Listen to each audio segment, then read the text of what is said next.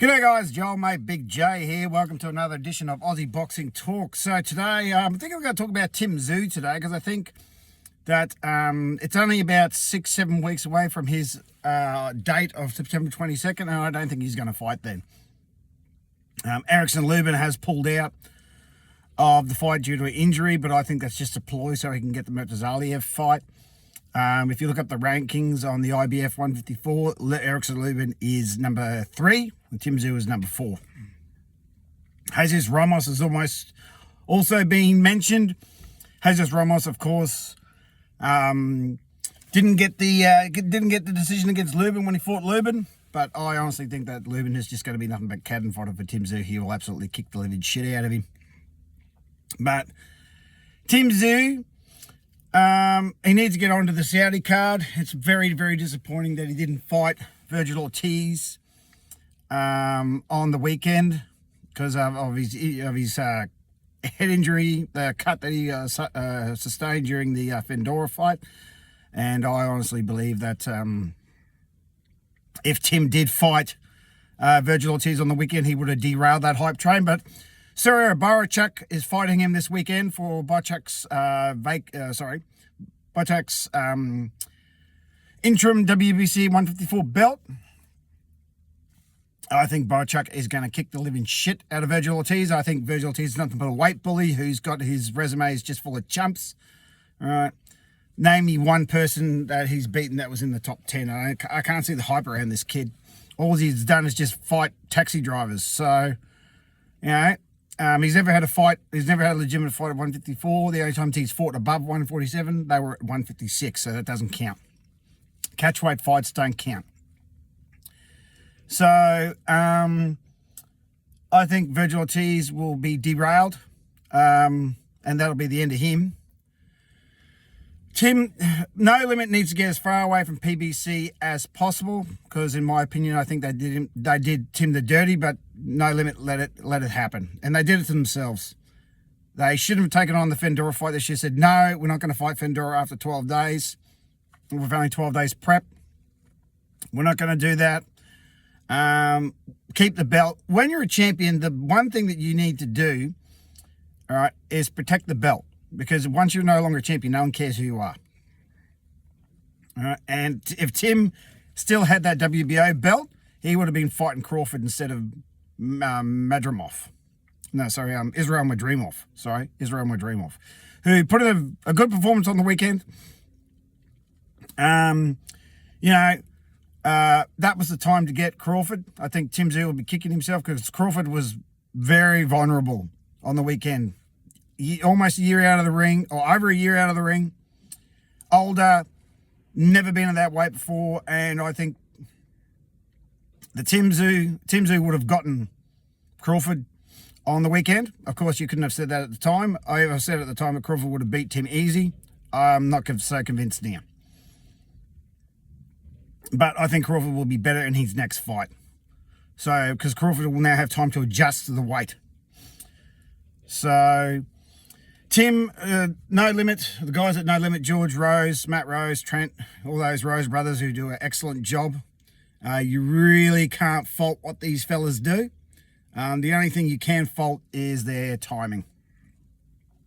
Announcing a fight. I mean, No Limit have kept Aussie boxing alive and they've got a monopoly. I don't agree with the monopoly, but No Limit took it. Right? Because I blame this monopoly bullshit that No Limit has. I don't blame No Limit. I blame Fox Sports for it because it's the broadcaster. Right? That is the problem, not the promoter. They have gone into a contract that they wouldn't. If Ace Boxing, Tasman Fighters, Brian Amatruda, Tony Tolzul, Sam Labruno, if any of these promoters out there were offered the same deal that they offered the Rose Brothers, they would take it in a heartbeat. Right? Exclusive content. We're going to put all your fights on pay-per-view and we're going to put your club shows, right, on Fox Sports.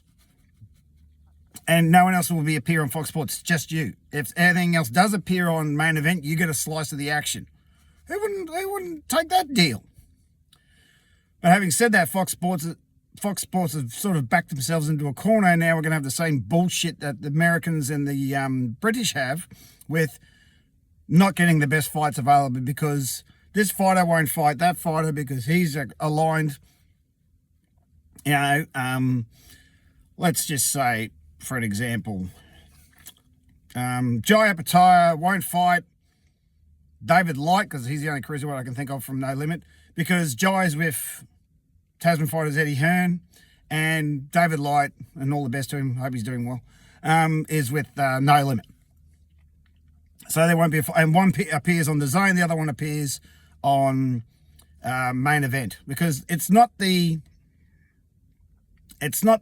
promoters that are the problem, it's the networks that are the problem.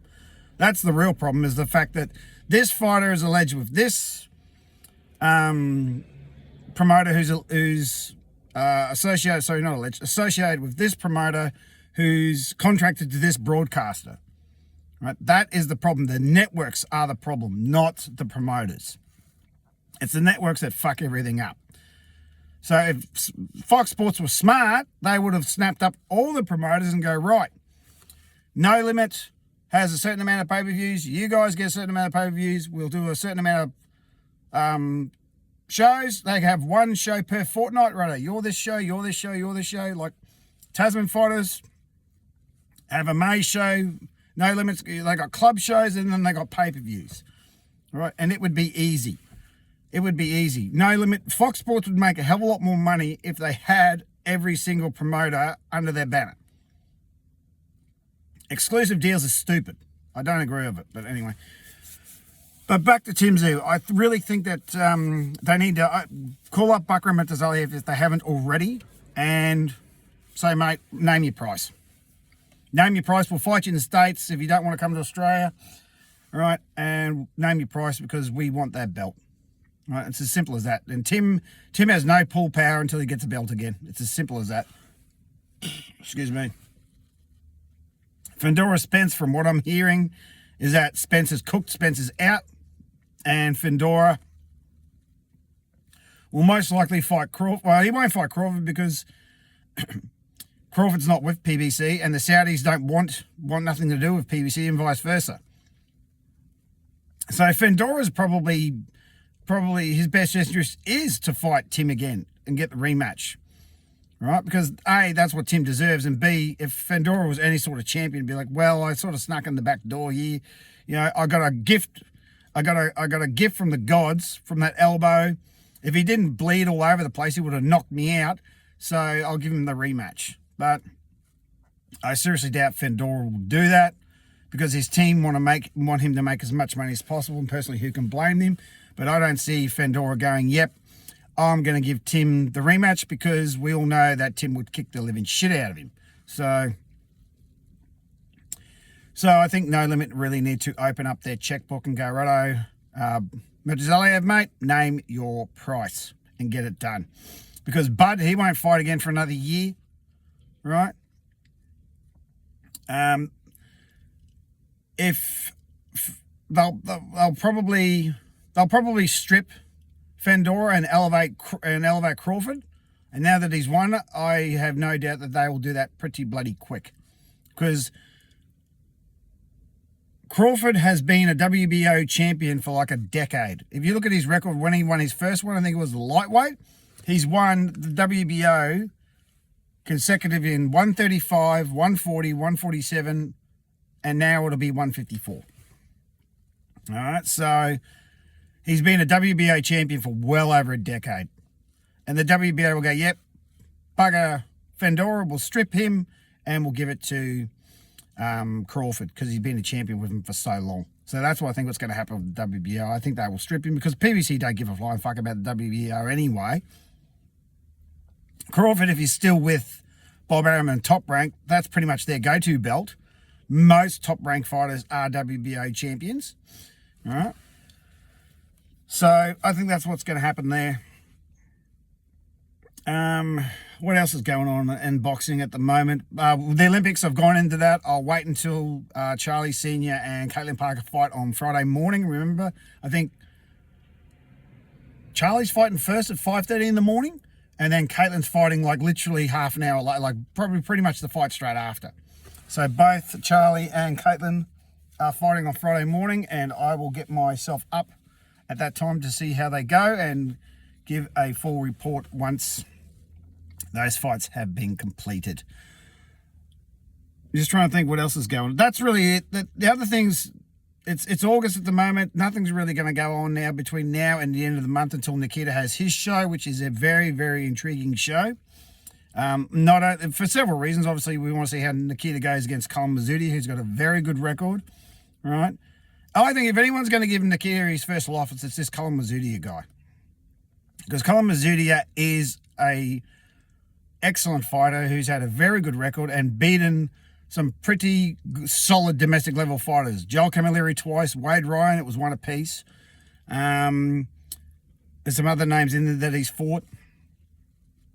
So I think Colin Mazzuti, and I'll go into another video into this as we get closer to the fight, I think Colin Mazzuti is the guy to give Nikita his first loss. So, but Mix the Rafa better pray to God that Nikita wins, because if Colin Mazzuti wins, the Nikita Zarafa fight is off. That's not going to happen. Not going to happen at all. So, Mix the Rafa's fighting Tommy Brown. We've gone through this. Colin Wallace is fighting, okay, what's his name? Jeremy. I can't remember that fella's name, but that's an excellent fight for the IBF Eliminator at 175. It's good that these guys are getting this opportunity, but these guys will just be cannon fodder. 175, Bivol and Bertreviev. I think Bivol will beat Bertreviev, personally, in October. And if these guys are the mandatory, they'll just be cannon fodder, because both of them will destroy Connor Wallace and the other guy, Jermaine Papu, I think his name is. Sorry if I messed it up, mate. I don't think these guys will have a chance. They'll just be cannon fodder. They'll just get destroyed, which is sad. It's like when Sam Goodman fights Inouye. He wouldn't last 3 rounds. Inouye will decapitate him inside of 3 rounds. Actually, that was the one thing I did want to mention. In my opinion, I think Tszyu should abandon the 154 division and go to 160 and take over the division. 160 is ripe for the plucking. There is nothing going on at 160.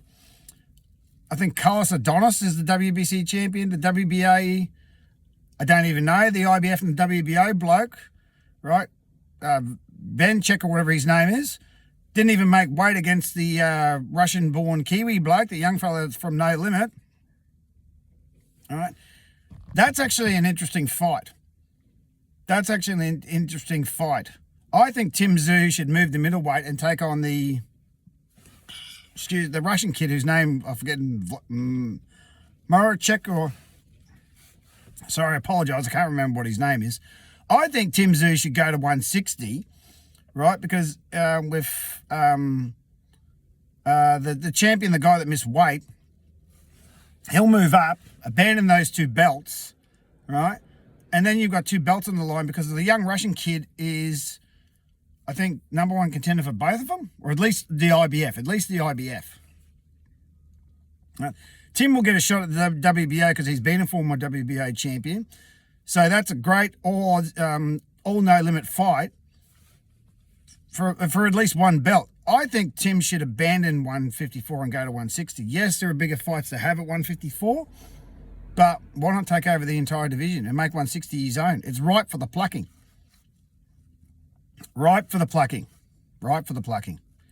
I honestly think that Tszyu should just not worry about 154 and go to 160 and take it over. I really do, because there's nothing going on in it, and Tim would beat every person in that division. Easy. So I think that's what he should do. Tszyu needs to go to middleweight, abandon 154, go to 160 and take over. That's what I think. That's what I'd be advising him to do. I said, forget about 154. There's too much politics. There's too much bullshit. There's too much crap going on. We go to 160. We get the Saudis involved. We take over the division. You become undisputed champ. Problem solved. That's what I think you should do. So, Joel made Big J for Australian Boxing Talk, Aussie Boxing Talk. Please like and subscribe to the channel. I'd like to probably get 100 subscribers probably by the end of the month.